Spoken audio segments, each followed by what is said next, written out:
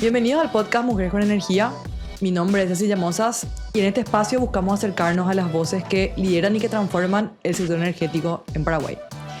Hoy estamos con Cami Arias, que nos acompaña. Muchísimas gracias por estar acá, Cami. ¿Qué tal? Bienvenida. Ceci. Gracias por la invitación. Feliz de tener este espacio y de hacernos sentir un poco desde acá. Genial, bueno, esa es la idea del podcast, así que bienvenida nuevamente al espacio. Bueno, Cami es abogada y notaria por la UCA, ella tiene una maestría en energía por la UBA, de hecho Cami es ex becaria de Becal, fue una pionera en lo que es el estudio de la parte regulatoria del sector energético, entonces estamos súper contentos de tenerte hoy acá, Cami.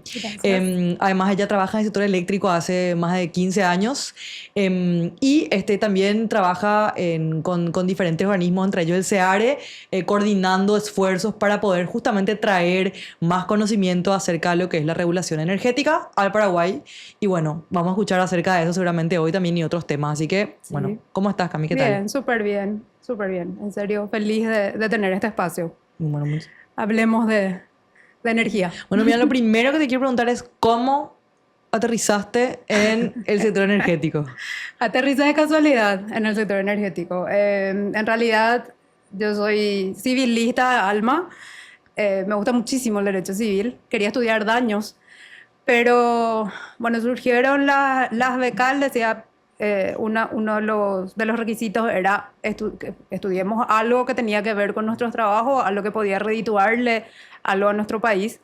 Entonces, como estaba en el sector eléctrico, dije, bueno, voy a buscar algo que mezcle el derecho con la energía. Busqué en la región, porque siempre tuve muy en claro que necesitaba algo que sea estudiar algo en la región para tener nuestra realidad pura.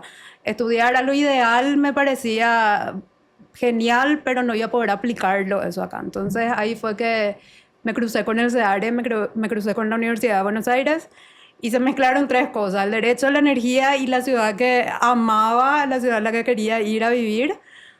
Postulé, ingresé y me fui a Buenos Aires con la maleta lista y sabiendo que la luz se prendía y se apagaba y que teníamos dos hidroeléctricas y la ANDE. Y bueno, ahí fui profundizando sobre derecho a la energía. Me di cuenta que el derecho a la energía no era solamente regulación, no solamente armar leyes, sino que habían contratos, que habían daños, que habían cuestiones un poco más profundas, un poco más de derecho civil inclusive, de derecho penal inclusive. Entonces, bueno, ahí empezó mi amor por la regulación. También me fui inclinando un poco más al sector eléctrico, que es el sector en el que yo estaba trabajando. Y bueno, acá estoy.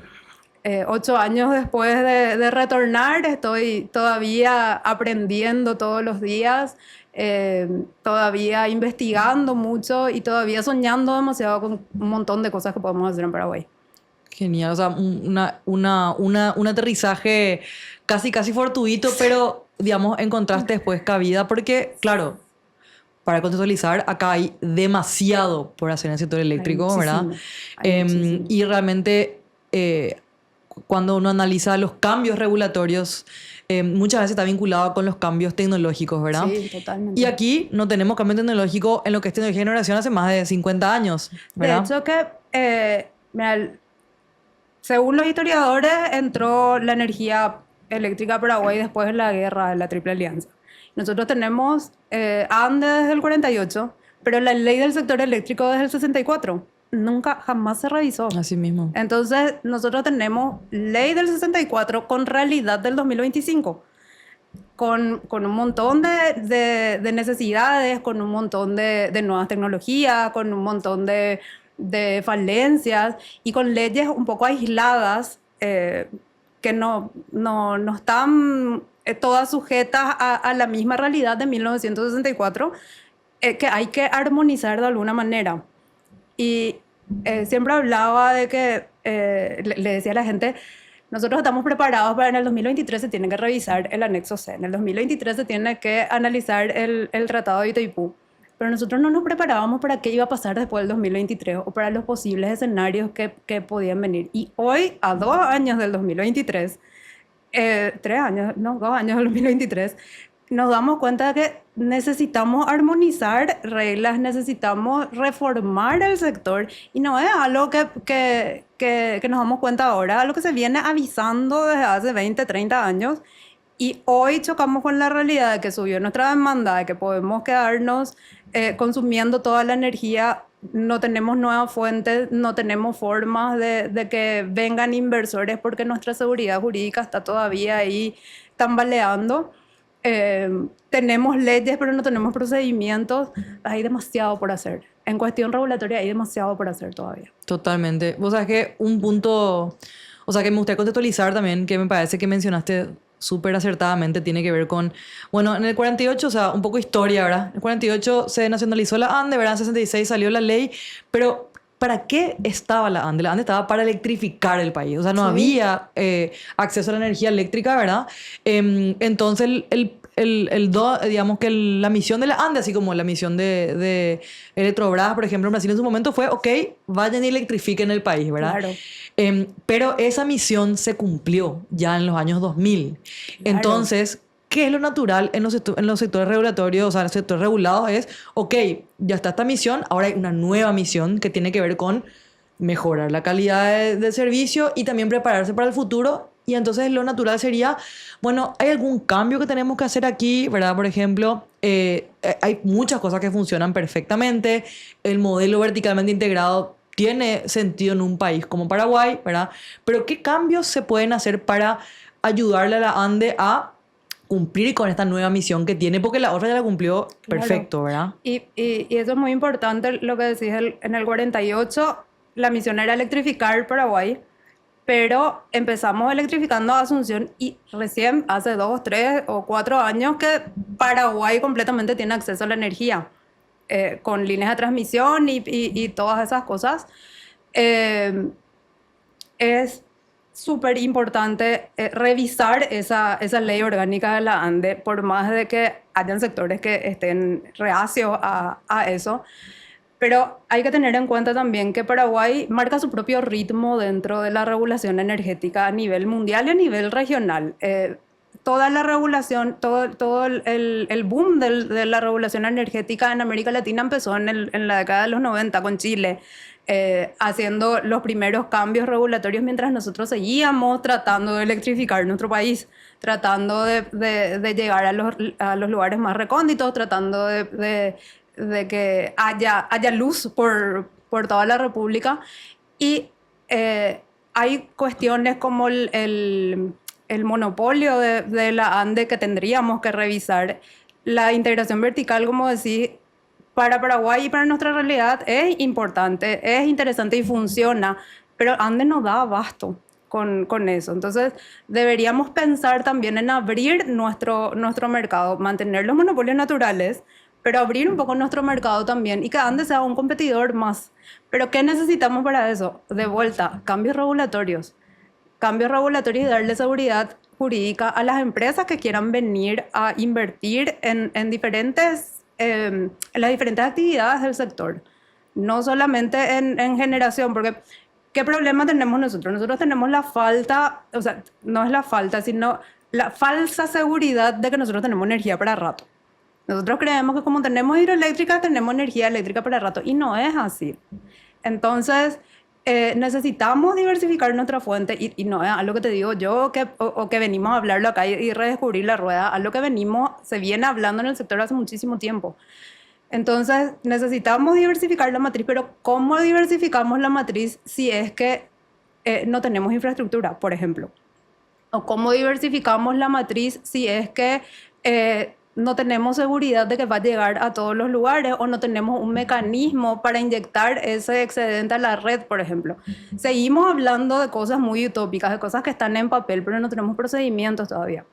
La vez pasada le escuchaba a Ale en su episodio del podcast y Ale decía, nosotros fuimos los primeros en tener la concesión de cogeneración, la licencia de cogeneración, pero nos dimos cuenta de que estaba la ley, pero no teníamos el procedimiento. Sí. Entonces nosotros queremos ayudar a que la gente sepa que hay ya un procedimiento y eso es lo que nos pasa en general en todo nuestro ámbito regulatorio. Así mismo, o sea, la ley, para recordar, la ley salió en el 2006, Sí. ¿verdad? Como habíamos hablado. Sí. Y siempre repito, ¿verdad? En casi 20 años no salió ninguna licencia, ¿verdad? Es decir, el decreto que lo regulaba, que establecía los procedimientos que vos mencionás, que es Sí. algo muy sencillo, no es una cuestión muy técnica, es la ley establece los principios y el decreto te dice cómo hacerlo hacer? realidad, ¿verdad? Y ese decreto tardó 7 años en salir, ¿verdad?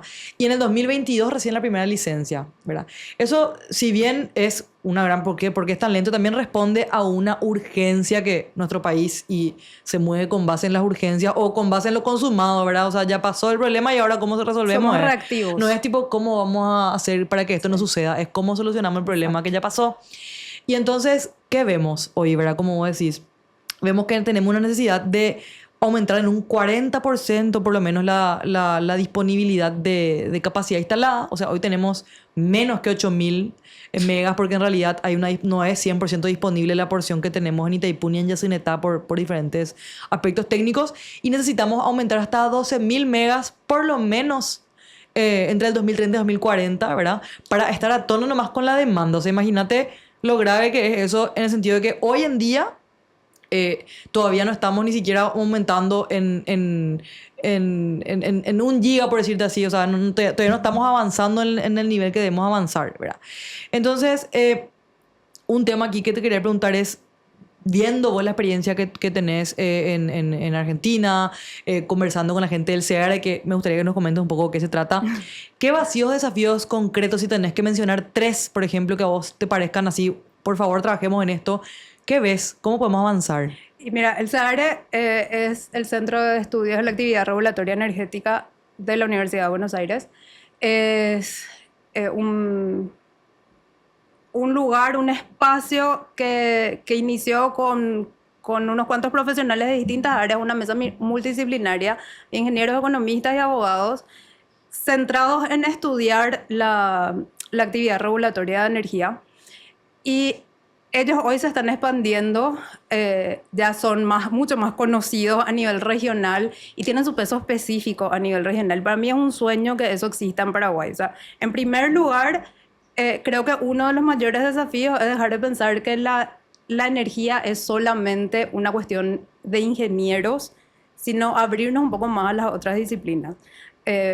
Porque quieras o no, necesitamos economistas, necesitamos abogados para ver las cuestiones regulatorias, para ver las cuestiones tarifarias y sentarnos todos en una mesa en común y decir, bueno, necesitamos ver esto, analicemos a partir de acá cómo yo puedo ayudar desde mi experiencia, desde mi profesión y desde mi arte, como suelo decir yo. Entonces, en primer lugar, creo que esa es el primer desafío. Tomar conciencia de que la energía si bien es un factor de desarrollo, también es un factor de bienestar para la gente. Y es, como decís, nosotros somos muy reactivos, nosotros actuamos según la urgencia de las cosas en vez de ser preventivos. Entonces, analicemos escenarios energéticos, escenarios posibles, pero dentro de una multidisciplina, primero. En segundo lugar, tengamos en cuenta los informes y los estudios que ya se están haciendo. Todo lo que nosotros podamos hablar acá hoy ya fue estudiado, ya fue analizado, ya se avisó. La falta de infraestructura no es algo nuevo. De hecho, hay un informe del IPSE que habla de retrasos que datan de 5, 10 y 20 años inclusive en infraestructura. Si nosotros no tenemos eso, si no nos movemos y no reaccionamos a esa urgencia, nosotros podemos hacer 1.000 leyes y podemos hacer 1.000 estudios, pero no vamos a poder avanzar en el sector energético. Eso en un segundo lugar. Y otra debilidad que veo es la debilidad institucional. Nosotros tenemos, así como tenemos leyes aisladas, tenemos instituciones que están aisladas, trabajando en distintos ámbitos del sector energético. Y al hablar del sector energético, no estoy hablando solamente del sector eléctrico. No estoy hablando de combustibles por un lado, estoy hablando de gas por otro lado. El Viceministerio de Minas y Energías, que está limitado en su trabajo por ser un ministerio, por depender de una estructura mucho más grande. La ANDE, que como decimos, a veces se corta sola en cuestiones del sector eléctrico. Las binacionales que tienen sus propias regulaciones, tienen sus propios documentos, tienen su propia forma de actuar. Entonces, mientras nosotros sigamos trabajando de manera aislada, institucionalmente también, mucho no vamos a poder avanzar. Vamos a quedarnos en el mismo círculo de decir, ¿sabes qué? El año que viene podríamos tener este problema, podríamos tener este problema, podríamos tener este problema y no solucionamos nunca. Y vamos a hacer charlas, conversatorios y vamos a sentarnos acá a hablar de vuelta de la misma cosa en 2 o 3 años que vamos a seguir igual. ¿Y qué cambios, o sea, qué cambios específicos te parece, digamos, que hay que hacer así en la vida real para desatar eso desde tu perspectiva? Desde mi perspectiva es invertir en infraestructura, sí o sí, y también sentarnos a analizar el marco legal del sector energético en general. Y armonicemos eso y creemos las instituciones que tengamos que crear y fusionemos las instituciones que tengamos que fusionar. Pero ese es el paso. Crear institucionalidad, crear gobernabilidad y empezar a invertir en infraestructura. Acá también, y para mí, algo que mencionaste que quiero resaltar es, acá el rol del Estado primó en todos estos años por el modelo, ¿verdad? Pero realmente el sector privado, además de empresas como Paracel y otras empresas que ya tienen, que ya incursionaron en el proceso de licencia, ¿verdad? El sector privado es el que va a mover Claro, los 9.000 millones de dólares que se necesitan, totalmente. ¿verdad? Entonces, ¿qué es lo primero que necesita un inversor? Más que seguridad jurídica, es cierto. Lo que necesita son incentivos, Claro, ¿verdad? ¿Y cuál es el incentivo? totalmente. El costo de la energía hoy es 1. Pero ese costo, primero que nada, se va a terminar porque la disponibilidad es baja. O sea, hay que dejar de vivir no solamente en el mito de la abundancia, sino en el mito del costo bajo, ¿verdad? Claro. Porque si uno quiere ingresar nuevas tecnologías, necesariamente va a tener que subir. Pero eso sí, ¿verdad? lo que pasa es que no vas a poder hacer si no tenés infraestructura. Claro, o sea, de hecho que esa infraestructura Entonces, va a sumar a tu costo de generación, claro, ¿verdad? O sea, tu estamos costo en, de entrega. en ese círculo vicioso de alguna manera. ¿Cómo yo ofrezco un costo más bajo si es que yo no tengo tampoco infraestructura que ofrecer? Entonces, el tema de los incentivos es súper importante. Negociemos con los privados, por ejemplo, infraestructura misma. Te voy a reducir costos si es que voy a usar una infraestructura que vos vas a construir. Bueno, de hecho que ejemplo. eso hoy es posible, pasa. por suerte, ¿verdad? O sea, dentro de la ley, ¿verdad? Existe la posibilidad de invertir en lo que es distribución, sobre todo y en transmisión. Hay algunos vacíos, ¿verdad? Pero sí, hay que modernizar. Bueno, ¿qué pasa si un privado hace una inversión? ¿De qué forma se le retorna esa inversión al Claro. pasar esa propiedad, ¿verdad? A la red. O sea, realmente es súper interesante destacar esos problemas pequeños que hay porque de repente son solucionables y tan Sí. solo se visibilizan, ¿verdad? Ahora, mira, hablando de lo que es infraestructura de generación, nosotros tenemos históricamente la generación compartida, ¿verdad? Tenemos también a Caraí, ¿verdad? Pero Caraí es, digamos, una pieza más pequeña de lo que es el acervo energético en Paraguay. Y mucho se habla, Cami, se ha hablado en muchos años de lo que es la integración regional a partir de esos nodos de integración que tenemos. Y yo sé que eso vos lo estudiaste. ¿Qué puedes contarnos acerca de integración regional? Nosotros estudiamos desde el CEARE y de vuelta digo que no es un tema nuevo, era un tema que ya se venía estudiando, el polo hidroeléctrico del Mercosur, y hablábamos ahí del éxito de las binacionales. Y no hablábamos solamente de Itaipú y Yacyretá, sino hablábamos también de Salto Grande, que es la central hidroeléctrica entre Argentina y Uruguay, que es mucho más chica que Itaipú y Yacyretá, pero cumple la misma función. Y el éxito de esos negocios, que sacando un poco el contexto de que había problemas diplomáticos, de que había problemas de límites y demás, sino el éxito del modelo de negocio de las binacionales, nosotros llevábamos a una proyección de por qué no lo hacemos a nivel regional, a nivel multilateral, y unimos las tres binacionales y hacemos una bolsa común de energía. ¿Por qué hablábamos de eso? Porque en ese tiempo, en el tiempo en el que yo estaba estudiando estas cuestiones, los apagones acá eran imposibles, eran mucho más frecuentes que lo que son ahora. Entonces hablábamos de cómo hablar de la seguridad jurídica a nivel regional, porque no tenemos una bolsa común de energía y aprovechamos la posición geopolítica de Paraguay. Paraguay está en el medio de 2 grandes consumidores, porque no usamos a Paraguay para que tenga la bolsa común y desde Paraguay se vayan repartiendo energía, por decir de una manera un poco amigable y no tan técnica, a los diferentes lugares en caso de urgencia. Entonces, a mí me tocó estudiar el marco jurídico para eso, cuáles eran los desafíos jurídicos que teníamos en eso. Y los primeros desafíos jurídicos que teníamos eran los tratados binacionales que nos limitaban mucho a Paraguay por un lado, a Argentina y el Brasil por el otro, y también a Uruguay por su parte. Pero era bastante interesante, es bastante interesante esa idea, entendiendo la posición de Paraguay y la inversión que podemos hacer en infraestructura desde el Mercosur mismo. O sea, usemos el Mercosur también para beneficiar y para dar seguridad de abastecimiento en nuestros países. Ese es un sueño largamente acariciado, así como el gasoducto, que hoy prácticamente es una realidad, pero es algo que deberíamos seguir estudiando y que deberíamos tener muy en cuenta en nuestros países. Yo creo que ahí quizá el contexto es la complejidad de manejar las asimetrías. ¿En qué sentido? Totalmente. Nosotros, o sea, a nivel global hay más de 10.000 centrales hidroeléctricas, ¿verdad?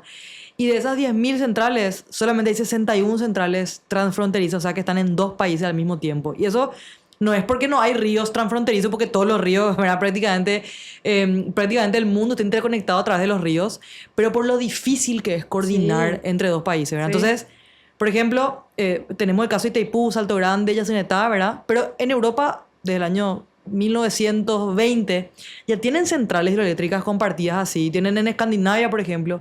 Y la forma en la que resolvieron, digamos, cualquier problema de coordinación es a través de la integración de mercado, ¿verdad? Entonces, por ejemplo, Escandinavia es un ejemplo excelente de...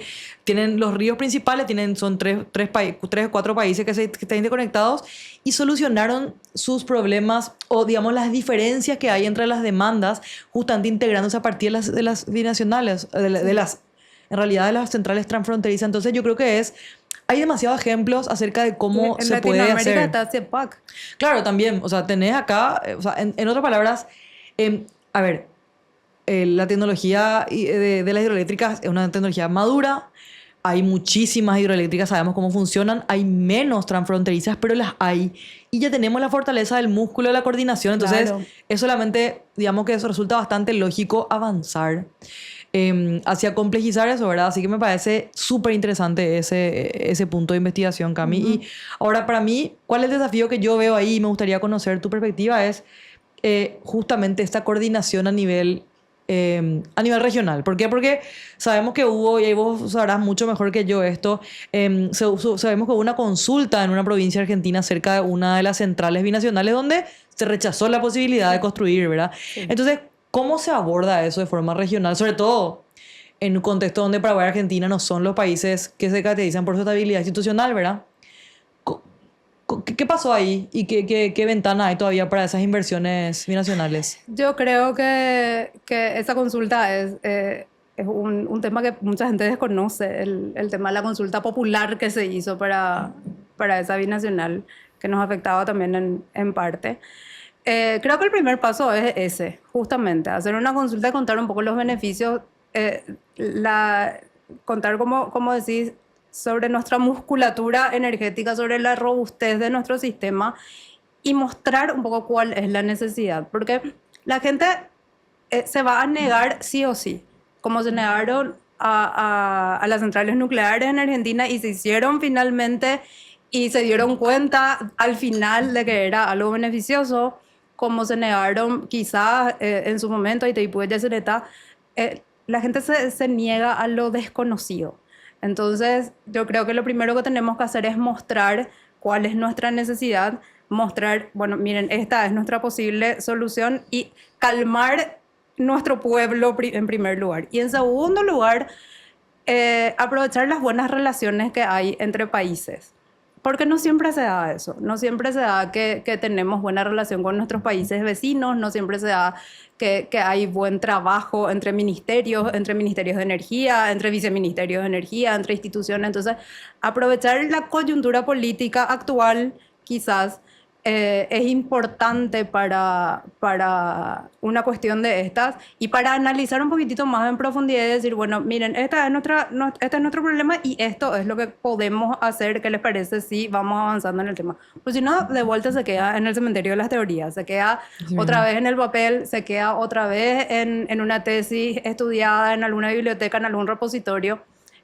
Acá lo ideal es pasar a la acción ya, dejar de analizar las cosas y pasar a la acción. Que una persona lleve esa propuesta y por un lado le calme a la gente que puede saltar sobre el tema y por otro lado lleve una propuesta concreta y decir, bueno, yo sé de mis debilidades, pero quiero aprovechar mi fortaleza y juntar con las fortalezas de ustedes y hagamos de esto algo que va a dar desarrollo a nuestra región y que también va a dar seguridad a nuestra región. Súper, o sea, creo que es clave la comunicación, pero también es Total. ponerse en el lugar de los diferentes actores, Y ¿verdad? de los usuarios sobre todo. Sobre todo Totalmente. los usuarios. Y algo más que sí te quiero preguntar, Cami, yo creo que va muy al punto porque en la medida en que uno tiene mayor diversidad de perspectivas, ¿verdad? Uno también tiene la posibilidad de proponer soluciones que sean más útiles para más digamos, frentes, ¿verdad? Para Sí. diferentes grupos de consumidores o de productores. Y en ese sentido, por ejemplo, la diversidad en el sector eléctrico realmente también aporta muchísimo porque dinamiza y, bueno, aporta el punto de vista de la diversidad, ¿verdad? Y en ese sentido, yo sé que vos tenés la experiencia en el sector eléctrico acá en Paraguay, sector energético de 15 años, ¿verdad? ¿Cómo vos ves justamente la participación de las mujeres en el sector eléctrico acá, energético, eléctrico? Y en particular, lo que te tocó ver de las carreras técnicas en carreras STEM, ¿verdad? Mira, yo tenía en contra que yo era abogada, o sea, que soy abogada, que soy mujer y que era joven. O sea, entrar al sector eléctrico fue una caradurez gigante, pero bueno, pasaron años y bueno, finalmente tengo un lugarcito ya ahí desde el cual puedo atreverme a opinar sobre las cuestiones eléctricas sobre todo. Pero es súper difícil porque las mujeres están normalmente relegadas a cuestiones más administrativas. Entonces falta luego un incentivo desde el colegio, desde la escuela.